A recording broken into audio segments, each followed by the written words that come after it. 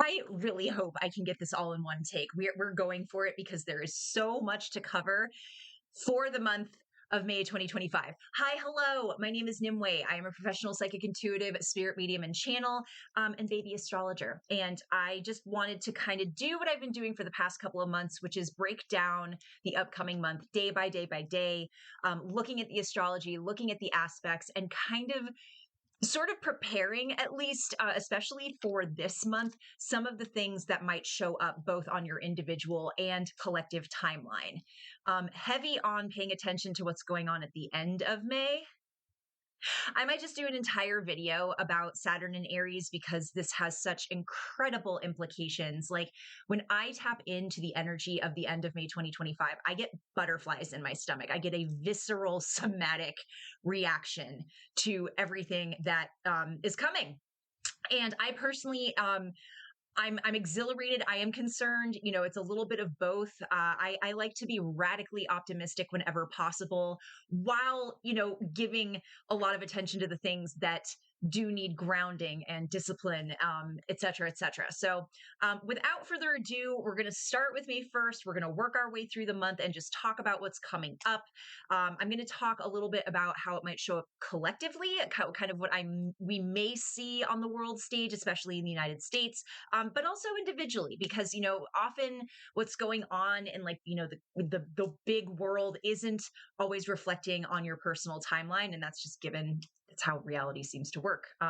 That's a video for another time. We'll start with May 1st. May 1st, May Day. My understanding is that there are going to be some demonstrations across the United States on this day. And this is a powerful one. Mars and Pluto are still going to be in opposition with one another. We have Pluto also squaring off with Black Moon Lilith, and they will be in that 10th square the entire month. And that is also going to be squaring Mars and Leo. Pluto squaring off with Black Moon Lilith, to me, is just giving a lot of fuel to the pressure cooker of divine feminine rage, for lack of a better term, especially with Black Moon Lilith being in Scorpio. This is a potential powder keg, I would say, of energy. Scorpio is deeply transformational, often in ways that we don't want to have to witness or go through. Scorpio oversees the underworld, our shadow, our fears in a lot of ways. So I don't necessarily think we're going to see a direct manifestation of what this square is going to entail until much later, but just know that that pressure is starting to build. We also have Saturn in Pisces, last degree of Pisces, sextiling Uranus and Taurus. And what I wrote down is happy accidents in quotation marks. So aside from kind of what's going on with this collective big bada boom energy of Mars and Pluto in opposition with one another, and Black Moon Lilith and being in the mix here, is the potential for you in your individual life to kind of use something you've never used before, trying something different, trying something for the first time, like really thinking outside the box and watching as something incredible develops. This is a really potent creative energy, and there's actually quite a lot of very potent energy for creatives and artists all throughout the month of May. On the 2nd, we have Venus in conjunction with Neptune in Aries, sextiling Pluto in Aquarius. Now, this is one of those days for creatives and artists to really tap into something profound, making something that really speaks or comes from the depths of your soul. This is also very, very potent twin flame energy. And I know some of you guys have the audacity to ask me in readings to help you find your twin flame. I don't know why you're paying me to help you ruin your life. I draw a boundary there. Twin flame energy, while profound, can also be profoundly destructive and just wrapped in disillusionment. So that being said, if you notice that there is an intensity to your relationships on this day, really moving through the entire month, just be very, very mindful. Touch grass. Touch some grass. Like if you're like, oh, this is my twin flame, this is my soulmate, they very well might be, but don't sacrifice your discernment or your integrity just for that high that you get from being in that relationship. Okay. Chiron will also be sextiling Jupiter on the 2nd. So this could be a very, very big day of like emotions coming up, things feeling like I've never felt so close to you, I've never felt so connected. And that's wonderful. But again, touch grass, tap into the moment, enjoy what comes up, but don't necessarily cancel your long-term, lifelong plans for this energy. Okay. On the 3rd, the moon in Leo will be opposing Pluto in Aquarius. Squaring off with Chiron and Lilith, like we said before. I don't have a great feeling about this energy on the 3rd. There's something about this because Mars will also be, in opposition with Pluto. There's something about the needs of the many and the needs of the few that feels like a really big argument. We might see a major power flex in the United States government around this time that makes people feel really afraid and uncomfortable, but also might be motivating more people to kind of get into a feeling of empowerment by being in community with one another. So I have for the 3rd written down self-care, be with people you trust. This is really, this should have been something we've been working on really since January, but know your people. Know your people at this time. Know who you trust. This isn't the time to try to necessarily reach out an olive branch to somebody who has significantly different belief systems than you, especially if it's just in the name of everybody. We should just be able to get along. I'm not telling you to increase division. I'm telling you to protect your shit, protect your boundaries. Okay. May 4th, Pluto retrograde begins. What I wrote down is important reflections, hopefully, about our collective power, especially if something big comes around the 3rd or the beginning of the month that kind of rocks us a little bit. I also have written down important conversations about technology and AI. I listened to a really cool podcast that a friend sent me yesterday. It was the Emerald podcast, I believe, and it was an episode about the implications of us launching into AI without giving time for this technology to cook, without having long standing conversations about the implications of what this technology will end up doing to the fabric of humanity, really. It's a great podcast. It was a great episode, very, very sobering. So I imagine while Pluto is in retrograde, there's going to be more opportunities for us to really be like, maybe we need to kind of pump the brakes here, or at least suggest to the people that might be legislating this kind of stuff that certain things need to be taken into consideration, like very, very rapidly and importantly. I have Jupiter sextiling Mercury on the same day. So I have it written down something about, if you are trying to get a message out on the 4th, whether it's to your local community, your family, a loved one, this is a good day to do it. Your message is going to be amplified. We may also around this time, especially if there is an overextension or a large flex of power at the beginning of the month, this might be around the time we start seeing more vocal organizers and people coming together in pockets of challenge. I guess the word would be resistance, but challenging energy against whatever this oppressive force is that's trying to flex so hard on the collective. Okay. That goes into the 5th. On the 6th, Venus in Aries, sextile Pluto in Aquarius. This is kind of a continuation of some of that twin flame energy, but in an even deeper way. This is a little bit less fleeting than twin flame energy, I would say. It's a day of intense attraction, a day of depth with our loved ones, whether you're in romantic relationship or not. And this is also a day where some of you might have a tremendously powerful experience connected to something you witness in the arts. Maybe you went and saw a movie and you weren't expecting it to hit you in the way that it did. It's kind of giving the energy of right now. I'm super into Andor, which is a Star Wars miniseries that's particularly relevant to everything going on in the United States right now. And I think about how that show has just profoundly affected me in ways that I wasn't expecting it to, because it's Star Wars, it's fun and it's great and everything, but there are some political messages in there specifically that are just like, holy moly. So May the 6th, a day you might find yourself getting really, really into the depths of your soul. I almost want to say, I know that sounds a little melodramatic, but that is the energy. Because Venus is still in a loose conjunction with Neptune, though, this is another opportunity to stay grounded, stay in your body, allow that experience to be there, but observe it, right? What does it feel like in the body? Are you still noticing your breath? That kind of thing. North Node will be squaring Jupiter. So you may feel on top of having a profound emotional or creative experience, a little bit of a speed bump on the timeline here. There could be a little bit of frustration, a little bit of delay around where you feel like you should be. Just be very, my guides are coming in. Just be careful of the self-judgment, self-criticism. Like, I should be doing this, I shouldn't be doing this. That doesn't typically help us get into shape, so to speak. Okay. Chiron is also going to be conjuncting Mercury, which will bring truth around our wounding and our healing. So the beginning of the month, very intense emotionally, relationship wise. And also, I think collectively, we're going to be getting a little bit of a jolt that's going to lead into the energy towards the end of the month. On the 8th, we still have that North Node squaring off with Jupiter, conjuncting Saturn, sextiling Uranus, also conjuncting Neptune. What I have written down for the 8th is like, what even is the future? What even is this? I think the beginning of the month is going to have a lot of people feeling very uncertain. And what is even happening? Uncertain and maybe a little bit concerned about the future, a little bit worried about stability and security. And I don't mean to make anybody more anxious, but that theme around security and how we kind of build our long-term goals and visions is going to continue to change up until 2027, 2028. So this is something that we're not comfortable with yet. It's something that we're still a little bit in denial around.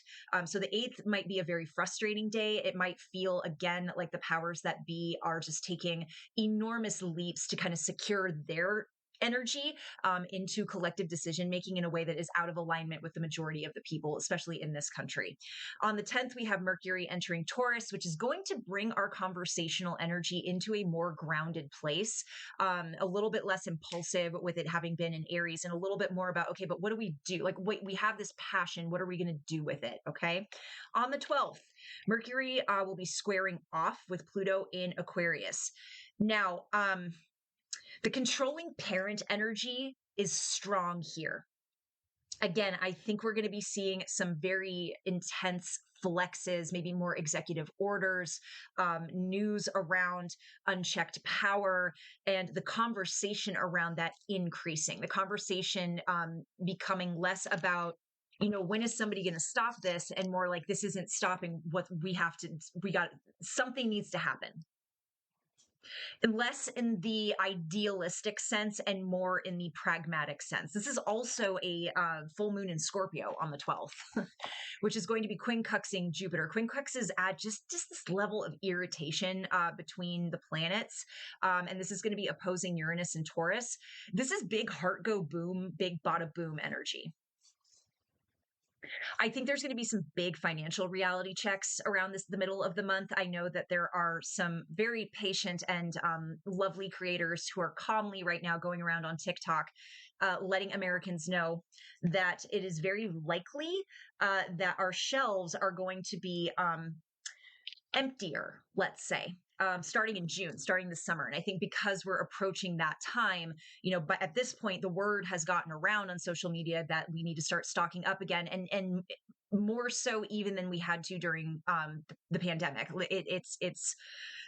I don't want to get into this too much on this particular video. You guys can go search that yourself, but the trade war is becoming a major problem. And given what I'm seeing at the beginning of the month, I don't really see any backpedaling yet around that. So I think with this full moon in Scorpio, this big transformational, dark, shadowy kind of come to Jesus moment where there's going to be a lot more discourse around what do we do? Like, what do we do? We have to do something. Okay. I feel a lot of arguing. I feel a lot, and this could be more personal. You guys, especially if you are paying attention to everything going on sociopolitically, if there's been a little bit of disagreement between you and some of the people in your life, I could feel that disagreement getting extremely amplified. And really what it comes down to is on both sides, all sides, really, people not wanting to pull their head out of the sand about what's coming, what's here, honestly. And that what my guides are saying is that we're being forced into acceptance. And that could look a little ugly for a little bit, okay? On the 14th, the moon in Sag will be trining Mars in Leo. This is nice. after the intensity of the 12, after the intensity of that full moon, I feel like this energy, it's almost like a swing to the other direction in a way that we want to keep our eye on, because anytime there's dramatic swings one way or the other, we're gonna want to try to find the center point. We're trying to find a balance in between those extremes, but this feels like putting movement into whatever feelings came up around the full moon, the feelings that have been kind of bubbling and percolating since the beginning of the month. This moon trine Mars and Leo, I have it written down that it's a nice balm. It's like it feels like a little bit of relief from what we were experiencing with that full moon. The North Node will also be sextiling the sun. I feel like there's all of a sudden a feeling of hopefulness. So there could be something that shows up in the news that maybe, like maybe somebody passes something, or somebody takes a stand, or even in your own personal life, you might be taking steps to feel a little bit less emotionally, what's the word? Overwhelmed than you did just a couple of days ago with that full moon. Okay. On the 15th, the moon at 29 degrees of Sagittarius will be squaring off with both Neptune and Saturn. Try really hard on the 15th not to second guess that hope that may have come through the day before. It's giving big emotional swings kind of in the middle of the month. But I have a sense that there's a ray of hope on the 14th, that on the 15th, it could be that certain powers that be come in and do something or say something that gaslight you out of that hope, or try to. It feels like an attempt to try to keep the conversation around feeling hopeless and helpless versus feeling actionable, and trust that these systems of control are going to do everything within their, but they are doing everything within their power to keep you out of the energy of hope. That's the last thing that they want. It's a major access point into timelines that feel more aligned with you, where there's less fear, there's less contraction and more expansion. Okay. On the 16th, moon in Capricorn will be trining Mercury in Taurus. If you were able to kind of ride out that wave of, second guessing yourself or feeling gaslit on the 15th, this is where you're like, no, I actually trust myself. I trust my decision making. I trust my discernment in this moment. This feels good. This feels stabilizing with everything that's happened so far. Okay. On the 17th, Mercury in Taurus will be squaring off with Mars and Leo. The sun in Taurus will be conjunct Uranus in Taurus as well. This also feels like big bada boom energy to me. This could also even show up as like, I hate being I don't usually say stuff like this. I know there are some astrologers that are very, very good at predicting, weather patterns and natural disasters and stuff like this, but this does feel like earth shaking energy. I don't necessarily think it'll manifest as an earthquake, but it feels like getting rattled, shaken up. It feels like a fight waiting to happen. That's what I have written down. Chiron will be squaring off with the moon, sextiling Jupiter. It just feels like tension, but if there is a fight, whether it's between you and like someone in your life or more of a collective one, it needs to happen. Like it feels like the floodgates are finally overflowing a little bit. It feels like those cracks are finally giving. Something is giving. Something's got to give, it feels like, on the 17th.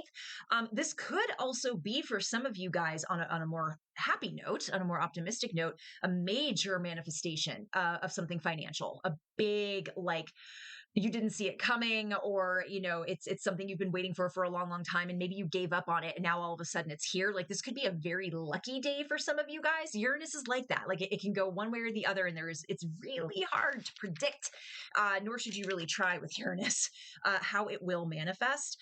This could be the day that, at least in the United States, we see from the current administration a major backpedaling of some of these policies that they have enacted around our economy. Sorry, my foot keeps hitting this. Pardon the noise. Busy under my desk for some reason. I have a potential major backpedaling around the tariffs. And I also have, in quotation marks, jump ship. There's something about the integrity of what is trying to solidify itself in the United States specifically that feels incredibly shaken up around this time, like a major pivot of some kind. Some of you guys might decide around the middle of the month where you're going to make your next move. Especially with all of that kind of like buildup and that solidification. What was it on the 16th with the moon in Capricorn trining Mercury in Taurus? I feel like this is a big decision making day for a lot of people, and it's going to feel good. I've been telling people, if you're making the choice to kind of make a move or go somewhere different, wait until you feel like you're really in your body to make that choice. And this is when I feel like this is happening for several of you guys, not all of you, but several. On the 19th, the sun at 29 degrees of Taurus will be sextiling Saturn at 29 degrees of Pisces. This is cool. I like this. I like this. I have making dreams a reality written down. Mars and Aries will be trining Mars and Leo. This is an amazing day in your relationships. This feels like wedding energy for some of you. This feels like I've made the choice to really solidify, like everything that I say that I want, I am willing to commit to it. I am willing to accept it. I am willing to go for it. So again, middle to, moving into the later stages of the month, it feels like some of you guys are going to be making choices for yourself that are extremely in alignment with where your higher self wants you to be, with where you intellectually want to be and intuitively want to be. This is powerful energy, so definitely take advantage of it if you can. On the 20th, the sun will enter Gemini. Gemini season begins, and the moon enters Pisces. So a lot of mutable energy on the 20th. I have a busy and emotionally rich day. This is a great day for sharing your dreams. I feel like between the 19th and the 20th, this just feels like a lot of you guys are making timeline jumps, man. It feels like you guys are choosing to like take that quantum leap into something that up until recently may have seemed very out of the realm of possibility, and now it's like right in front of you, and you're like, yeah, let's do this. On the 22nd, the sun in Gemini will be sextiling Neptune in Aries. I have energizing idealism might be very, very high, continuing with this theme of making your dreams a reality into the 22nd. I think at this point, something on social media is going to be the talk of the town. I don't know what it is exactly. I don't know if this is, I know there's always new trends and stuff going around on social media, but this feels like a big one. And it could be within the spiritual sphere. So keep your eye on like, new spiritual trends or spiritual creators that are really getting a lot of traction or action. There could be major downloads that are coming in with those of you that channel. So just pay attention to kind of like what's coming in, especially in the galactic realm of that community, of the spiritual community. The 23rd, sun in Gemini trining Pluto in Aquarius, moon in Aries conjunct Venus in Aries. Something political is gaining momentum, and it could be on both sides of the spectrum. Okay. But what I wrote down is union strong. There's a movement brewing at this point. And this is leading up until this huge, huge transformational moment on the 25th, which I'm about to get into. Something is stirring. The paralysis that a lot of us, especially in the United States, have found ourselves in is giving way. Something is happening. Something is starting to foment. Something is starting to bubble to the surface a little bit here. The 25th, like I said, I think I just need to do an entire video on this because there is so much to get into. But Saturn will be moving into Aries. This is a several year long transit. This is a huge deal. Not just because, the outer planets, every time they make a move, it's some kind of generational or cultural shift because it's a several year long or many year long transit. But the thing is, Saturn will be conjunct Neptune, which has just moved into Aries, which is big. That means taking your dreams and doing something with them. We were in the late stage Pisces, I call it, for so long. There was a lot of what if. Saturn in Aries is like, all right, if you want it, you have to go get it. And often you have to fight for it. Okay. Saturn, Aries is feisty. Aries will fight for what they want. It's a very fight for your right to party kind of energy. Okay. It's a big reality check too, because we're moving from one set of disciplinarian rules with Saturn and Pisces into something different, something new, something initiatory. It reminds us that we can't be passive if we want certain things. And there's been a lot of passivity, a lot of complacency, a lot of waiting for somebody else to do it, a lot of waiting for someone to intervene, someone else. And that's us projecting our internal stuff into the external world instead of taking accountability for ourselves. And this is true both individually and collectively. Okay. I wrote The Rebellion Begins, whatever that might mean. And it might be an internal one too. Okay. On the 26th, new moon in Gemini be sextiling Saturn. Mercury will also enter Gemini. Um, everybody's talking between the 25th and the end of the month. Everybody is talking. There is something a buzz on social media, something a buzz on mainstream news. It could be about something socio-political. It could also be about technology, because on the 27th, Mercury and Gemini will be trining Pluto in Aquarius. So I have a feeling. And then on the 28th, the moon in Gemini will be conjunct Jupiter in Gemini, squaring off with Neptune and Saturn. I think this has to do with some kind of conversations around a technological breakthrough, or a socio-political one. And it could be both at the same time. Everybody's talking. Everybody is talking at the end of the month in a big way. And they might try to shut that shit down around the 28th because of that square with Saturn and Neptune. They might. But I'm getting very cats out of the bag energy around this time. On the 30th, the sun in Gemini will form a cazimi to Mercury in Gemini. So again, it's just whatever that shift is that Saturn and Aries is bringing in happens quickly, and people can't shut the fuck up about it. I personally am quite excited. I'm a little nervous. Saturn, I've been looking at Saturn and Aries for a while, and just a little bit of nail biting because, while I like to look at it through the lens of what, we can do collectively for each other and just, benefit ourselves, other forces are also going to be taking advantage of that. And Saturn and Aries, like I said, likes to fight. And the shadow side of Aries is often violent and impulsive and doesn't really think before, although Saturn does try to slow that energy down. We shall see. We shall see. I'm excited. Thank you for joining me. If you have not followed me, click the button, do all the things. I have a Patreon. If you guys would like to join the community there, it supports me. It helps me out a ton. I love my community over there. We do multiple channeling sessions a month, personal readings. I have a mentoring program through there. It's just a good time. It's a great time. So go check it out. You guys have a wonderful month and take care of yourselves. Okay, bye.